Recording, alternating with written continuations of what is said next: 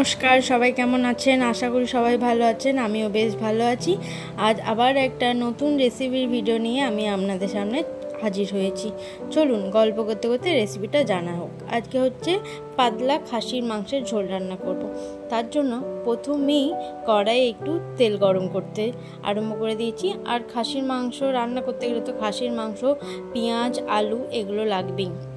তো তেলটা গরম হয়ে গেলে প্রথমেই আমরা কিন্তু একটু আলুগুলোকে লাল লাল করে ভেজে নেবো। এই ধামসা আলুগুলো লাল লাল করে ভেজে তুলে রাখবো।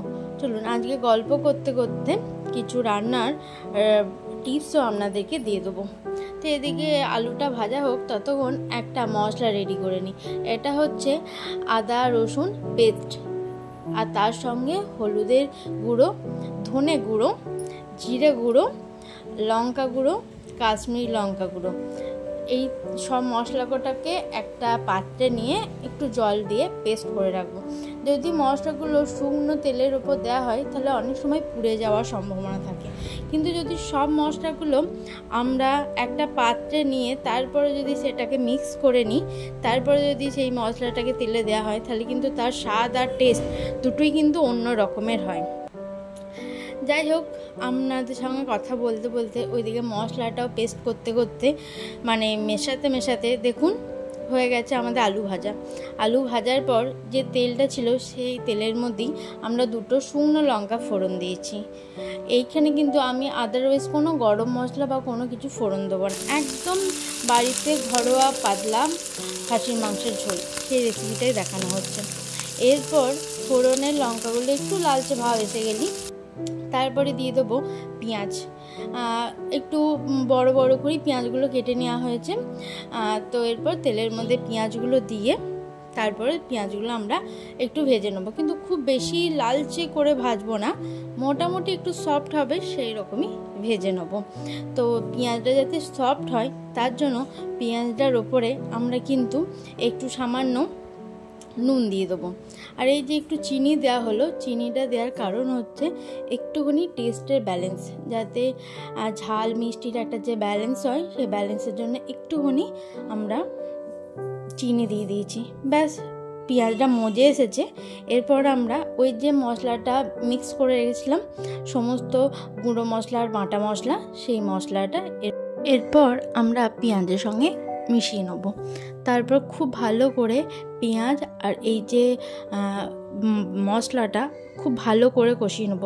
যতক্ষণ না এই মশলা থেকে তেল ছাড়ছে ততক্ষণ কিন্তু মশলাটাকে আমরাকে ভালো করে কষিয়ে নিতে হবে, যাতে মশলারও কাঁচা গন্ধ না থাকে আর মশলাটাও সুন্দরভাবে তেল ছেড়ে আসে। ব্যাস, তারপরে এই দেখুন আমাদের মশলা থেকে তেল ছেড়ে এসেছে, তার মানে মশলার কালারটাও চেঞ্জ হয়ে গেছে। তখন যেমন সাদা সাদা ছিল, এখন কালার চেঞ্জ হয়ে গেছে। এরপর আমরা দিয়ে দেবো এর মধ্যে ওই যে খাসির মাংসটা। ব্যাস, এরপর খাসির মাংসটা দিয়ে আমরা কিন্তু খুব ভালো করে মাংস আর মশলাটাকে মিশিয়ে নেব আর বেশ খানিকক্ষণ কষিয়ে নেব। যতক্ষণ না দেখব মশলা থেকে তেল ছাড়ছে ততক্ষণ কিন্তু আমরা কষিয়ে নেব। এবং কষানো হয়ে গেলে তারপর আমরা মাংসের মধ্যে পরিমাণ মতো নুন দিয়ে দেবো। নুন দেওয়ার পর জল ঢেলে দেবো। এই ক্ষেত্রে বলবো, অনেকে ঠান্ডা জল মাংসের মধ্যে দিতে পছন্দ করো, কিন্তু আমি বলবো সব সময় একটু ফুটন্ত গরম জল যদি কষানো মাংসের মধ্যে দেওয়া হয় তাহলে এর টেস্টটা যেমন ভালো হয়, সেরকম এইটার স্বাদটাও কিন্তু একদম অন্যরকম হয়। ঠান্ডা জল গরম হয়ে ফুটতে ফুটতে অনেকটা সময় লেগে যায়, কিন্তু যদি গরম জলের মধ্যে দেওয়া হয় তাহলে কিন্তু এর টেস্টটা খুব ভালো হয়। যাই হোক, আমাদের মাংস কিন্তু খুব ভালোভাবে কষানো হয়ে গেছে এবং শেষ পর্যায়ে আমরা ভাজা আলুগুলো দিয়ে দিলাম। এবার ভাজা আলুগুলো আর মাংসটাও বেশ কিছুক্ষণ কষিয়ে নেব। এই যে আমরা মোটামুটি কষাতে দেখুন প্রায় 50% মতন আমরা কিন্তু মাংসটাকে সফট করে ফেলেছি, আর বাকি যে 50% বাকি আছে সেইটা কিন্তু আমরা জল দিয়ে ফুটিয়ে নরম করব। তো খাসির মাংসে যে কোনো রকম রেসিপি আমার কাছে ভীষণ লোভনীয়, কারণ হচ্ছে আমি খাসির মাংস ভীষণ ভালোবাসি। কিন্তু আজকে আমি একদম ঘরোয়া পদ্ধতিতে সিম্পলভাবে খাসির মাংসের লাল লাল ঝোল এটাই তৈরি করতে চেয়েছি, যাতে সবাই অনেক রকম মশলা বা গরম মশলা পছন্দ করে না, কিন্তু এই রকম হালকা পাতলা খাসির মাংসের ঝোল বাড়িতে বানালে বেশ ভালো লাগবে, সবাই খেতেও পারবে আর খেতেও অসম্ভব টেস্ট হবে। যাই হোক, এরপর আমরা গরম জলটা মাংসের মধ্যে ঢেলে দিয়েছি। ব্যাস, এরপর মাংসটা খুব ভালো করে জলের সঙ্গে মিশিয়ে দিয়ে আমরা ঢাকা দিয়ে রেখে দেবো 15 থেকে 20 মিনিট।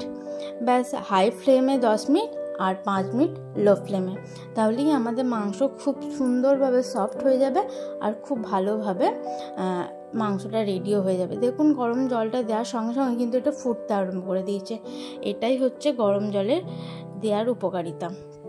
ব্যাস, একবার আমরা ঢাকা খুলে দেখে নিলাম যে মাংসটা ঠিক কতটা পর্যায়ে এসেছে এবং কতটা সিদ্ধ হয়েছে। দেখলাম মাংস মোটামুটি সিদ্ধ হওয়ার মুখে হয়ে গেছে, মানে সিদ্ধ হয়ে গেছে। বা নামানোর আগে একটু জাস্ট অল্প করে গরম মশলা ছিটিয়ে ব্যাস নামিয়ে দিলেই আমাদের তৈরি হয়ে যাবে কিন্তু লাল লাল ঝাল ঝাল পাতলা খাসির মাংসের ঝোল। এরপর রবিবারে গরম গরম সাদা ভাত আর তার সঙ্গে এরকম খাসির মাংসের ঝোল, জাস্ট লাজবাব। অপূর্ব স্বাদের এই খাসির মাংসের ঝোলটা কেমন লাগলো সেটা অবশ্যই লাইক, কমেন্ট, শেয়ারের মাধ্যমে জানাতে ভুলবেন না। সবাই ভালো থাকবেন। নমস্কার।